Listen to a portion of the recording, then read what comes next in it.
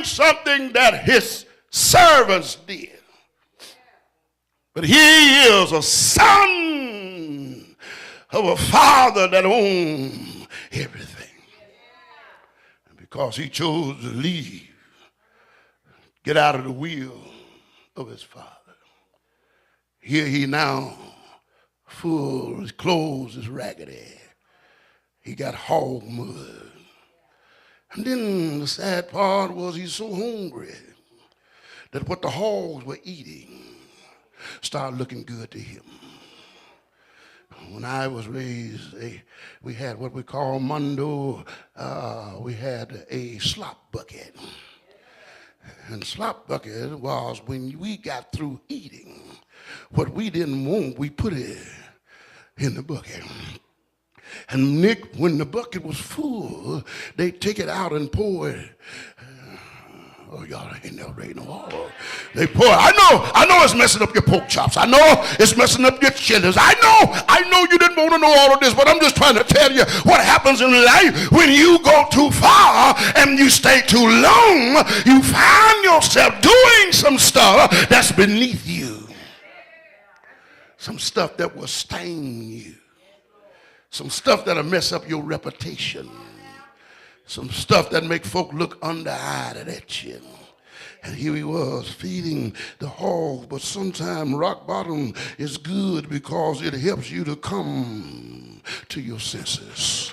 Tell your neighbor, if you're gone too far, if you stay too long, come to your senses. Now look what he said. He said, I'll get up and go to my father.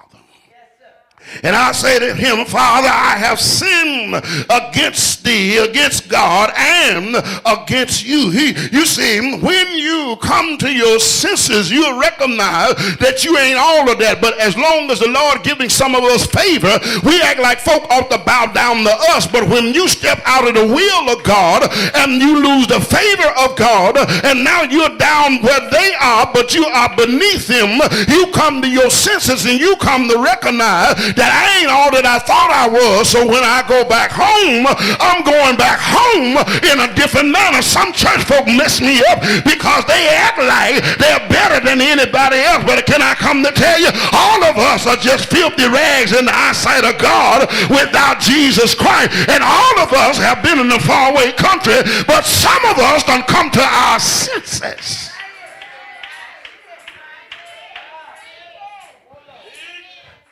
And so he was on his way home. But young kid, when you come home, you can't come home like you left home. You see, when he left home, he was arrogant. When he left home, give me what belongs to me. Give me my portion. And then once he got it, he looked at it. He left home like he could do it by himself. He left home, had pride in himself. He left home with his head up. But when you come back home, you got to come with your head down. When you come back home, you got to come humble. You can't come in here telling God this and that. You got to come humble. Can I tell you something? Rock bottom will humble you. When you used to eating steak and you can't afford bologna, rock bottom will humble you. You may walk out of here with your head up, but oh, if the Lord pulls his favor, it will. Rock bottom. You can't come back to God any kind of way and feel like God ought to be glad that you came back. No, you ought to be glad that the Lord let you come back, because rock bottom, how do you know? Because I've been on rock bottom, and rock bottom don't make you feel good. When you're beneath the folk that you thought that you was better, now I come to understand we all on the same playing ground, but the only difference here, I got the favor of God working in my life. You ought to tell somebody rock bottom will give you a different attitude. Listen. You cannot come. It humbled him. Look what he said. It's right there in verse 19. I'm no longer worthy to be called your son. I ain't worthy. That's a humbling experience. I'm not worthy. Make me like one of your hired servant. He was remembering that the servant had more than they could eat. And here he was starving to death. He said, Lord, I ain't worthy to wear the gold. I ain't worthy to put on the robe. I ain't worthy of all of the favor. Just make me like one of your hired servants. Oh, my brothers and sisters, tell them, come back home. When you've gone too far and you come back home, you got to come home humble. And because when you come back to the Lord humbly, the Lord will show you some mercy. Oh, I wish I had somebody. Look at verse number 20. So he got up and went to his father. But while he was still a long way off, his father saw him coming. Now, Keita, in the first story, I saw him say, leave. If you leave the 99 and go look for that one sheep, you rejoice when you find him. I see he says that there was a woman who swept the house looking for that one coin. And when she found it, they rejoiced. But I didn't see, Brother Bill, nobody going looking for that boy. I didn't see his father tell one of the servants, go into the far country. If you see my boy, bring him back home. No. I didn't see nobody going looking for the boy, but I saw the father looking for the son.